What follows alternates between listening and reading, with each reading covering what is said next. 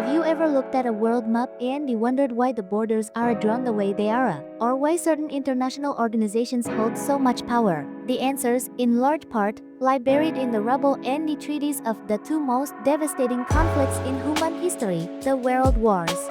These weren't just battles. They were global earthquakes that shattered the old world and laid the foundations for the one we live in today. Let us take a trip back in time to see how the echoes of these wars still shape our modern reality. Before World War I, the world was dominated by vast, sprawling empires, the Austro-Hungarian, the Ottoman, the Russian, and the German. It was a world of kings and the Kaisers. But the Great War, from 1914 to 1918, was a meat grinder. It introduced industrial-scale warfare machine guns, chemical weapons, tanks, and it bled these old empires dry. By the time the guns fell silent, they were gone, replaced by a patchwork of new nations, particularly across Europe and the Middle East. Countries like Poland, Czechoslovakia, and Yugoslavia appeared on the map. The modern Middle East, with its often controversial borders, was largely carved out by British and the French diplomats from the ashes of the Ottoman Empire. This redrawing of the map wasn't perfect. It often ignored ethnic and cultural realities, planting the seeds for future conflicts that we still see playing out today.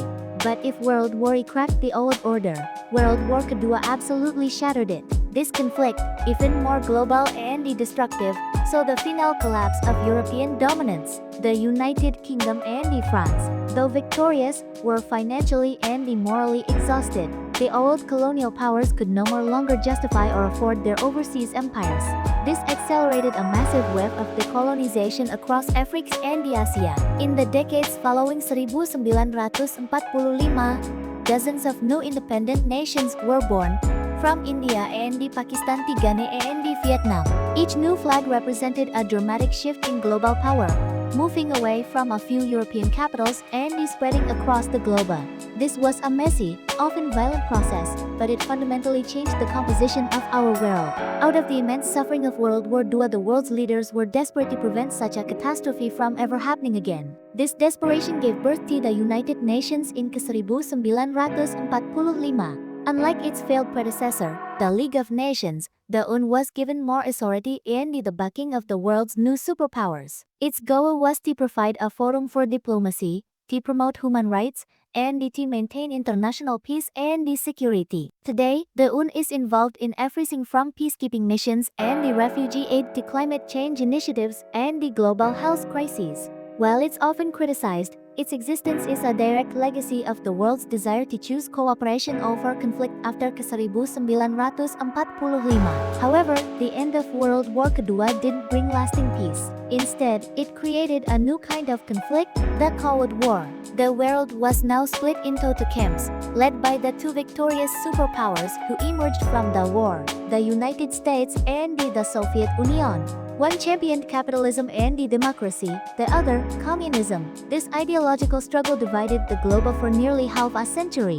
It led to a terrifying nuclear arms race, proxy wars in places like Korea and Vietnam, and the creation of military alliances like NATO and the Warsaw Pact. The Iron Curtain that fell across Europe was a physical and symbolic line drawn by the outcome of World War II. The fall of the Soviet Union in 1991 ended the Cold War, but its legacy continues to influence geopolitics, especially in Eastern Europe. The economic world we live in was also forged in this period. In 1944, even before the war ended, Allied leaders met at Bretton Woods to design a new global economic system. They wanted to avoid the economic chaos that had contributed to the rise of extremism and the outbreak of the war. They created the International Monetary Fund, or IMF, and the World Bank to stabilize currencies and rebuild war-torn economies. This system, often called the Bretton Woods system, established the U.S. dollar as the world's primary reserve currency and promoted free trade. This framework, though it has evolved, is the direct ancestor of the globalized economy we know today, with its intricate supply chains and the interconnected markets. So, from the borders of countries in Africa and the Middle East, to the institutions like the UN that govern our world, to the economic systems that power our lives, the impact of the world wars is everywhere. They were brutal, tragic events that cost millions of lives, but they also acted as a powerful, violent catalyst that completely remade the global order. Understanding this history isn't just an academic exercise, it's essential for understanding the headlines, the political debates, and the very structure of our modern world. Thank you so much for watching. If you found this journey through history interesting, please give this video a thumbs up and subscribe to the channel for more deep dives into how the past shapes our present. See you in the next one.